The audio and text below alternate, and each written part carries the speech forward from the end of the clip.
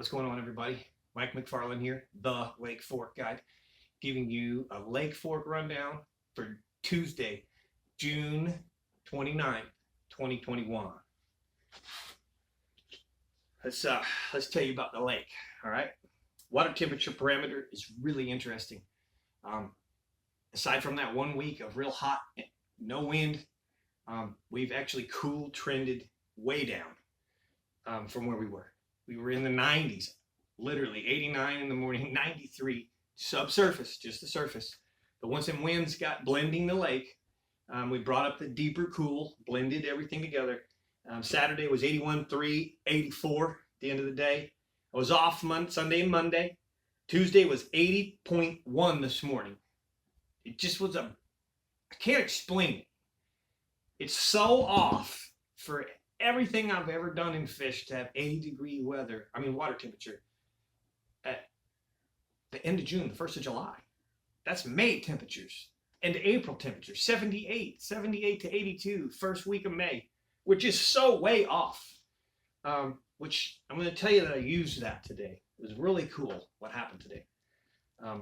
Fishing is awesome right now. The bite is awesome. There's offshore fish. There's not way offshore fish, meaning super far and super deep. They're not in those places yet. They're not those real deep, hard summer holes, but they're offshore. 1 to 3 foot of clarity. So 80 to 83, 84 main lake, 1 to 3 foot clarity, and the 402.89. So we're really, it looks like we're falling, but we're not falling hardly at all. From Saturday 402.96 to today 402.89, that's no measure. Not enough to mess anything up at all. In fact, I like it. As it gets a little bit lower and lower now, those fish will pull out of those backwaters. As this drops more and gets out of the junk and the debris and the buck brush and the cover, they got no choice. They'll move out, get off shore. So this temperature. For the first time today, I actually backstepped and fished like it was May 10th. I went to secondary points where post-spawn fish would be coming out of the creeks and stacking, recovering on secondary points, and they were loaded. Yep, lots of blood tails, still sore marks, so very late spawn. We knew that, but that temperature right there, I just backed everything up. Now, the way I've been fishing was first thing in the morning, first couple hours, I'm throwing the jig, the Santone 3/4 ounce football jig, and I'm throwing the shaky head worm, which is the Zoom Magnum trick worm. You can throw whatever worm you like, but it seems to be no action, no tail. The straight tail stuff is best. But I'm throwing that in 10 to 15 feet of water on hard shell, hard bottom, and shell beds, dense shell beds that are really kind of adjacent to the deep water. And those fish are definitely feeding on those grounds, but it's short, sweet, and it's timing. So, for example, the other day, Saturday, they were feeding like crazy. It was awesome. Me and Zach Hughes had a beat down. We both were on one side of basically the long point of each other, and we watched each other. We kind of shared the hole. It was awesome. Thank you, Zach, by the way. What a class act you are. It was a good day, and they were eating. Today, they weren't in the shell. So I had to go to the Texas rig. But basically, the morning I'm starting in that 10 to 15 range, maybe a little deeper, in the 18 feet, hard bottom, hard shell areas where you really have a lot of clunking and a lot of dense shell, and feeding grounds that are wind blown. Okay? Very important. If they're not wind blown, you're wasting your time. If you're not getting bit, don't camp on those right now. It's the first hour to max. After that, you need to get to the points, the offshore structure, the offshore ledges, breaks, tree lines, roads, humps, anything that's out off that shore that has trees. The fish are in the trees. That's the best bite. Aside from the secondary bite that I ran into today, I'm fishing the Texas rig worm in the trees, as I've told you in past rundowns. If you want to know what this is, look at a past rundown. Look at the very last rundown. I'm pretty sure I talked all about the 3 baits. But this is the Texas rig, Magnum trick worm, watermelon candy, dip the tail chartreuse, because my batteries are finally croaking out on me. They are. Again, if you look back in the archive there, dead batteries. You want to dip the tail chartreuse for the UV effect, okay? That's really important. But today I also kind of sizer cozied the fish, all right? I'm going to talk to you about the Zoom Magnum Ultraviolet Speed Worm, okay?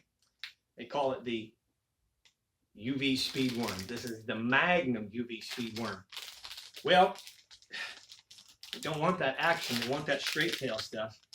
And I decided today that I was going to take one of those and take the tail and pop it right on off, just like that. And now I have basically a Senko in watermelon candy that is not like any other Senko the fish have ever seen. Okay? It's not a Senko. It's the body of a Zoom Magnum Speed Worm. But dip this tail chartreuse, run this on the Carolina rig, run this Texas rig, and the beat down commenced. So that's what I did right there today. Gave him a little sizer cozy, gave him something different. Plan on doing it again to him tomorrow.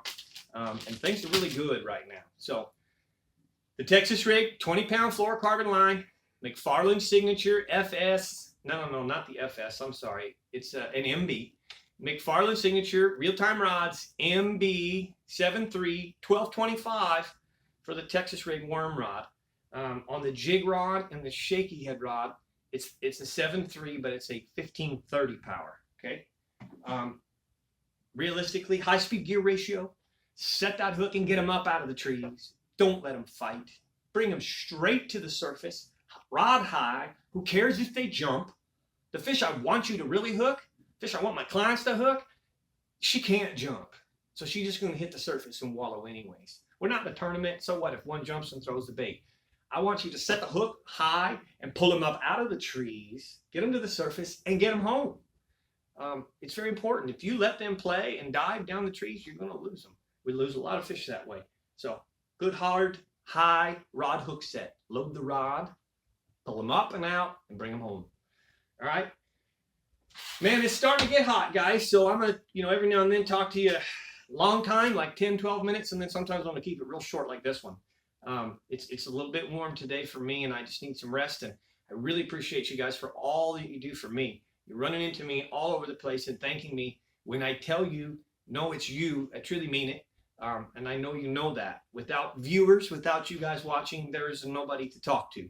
So I truly appreciate you following. Hopefully I can sometimes convey some good things and teach some things and get you on fish as well as my clients. But I do like to share with you, and I love it more when we interact out there in the field somewhere.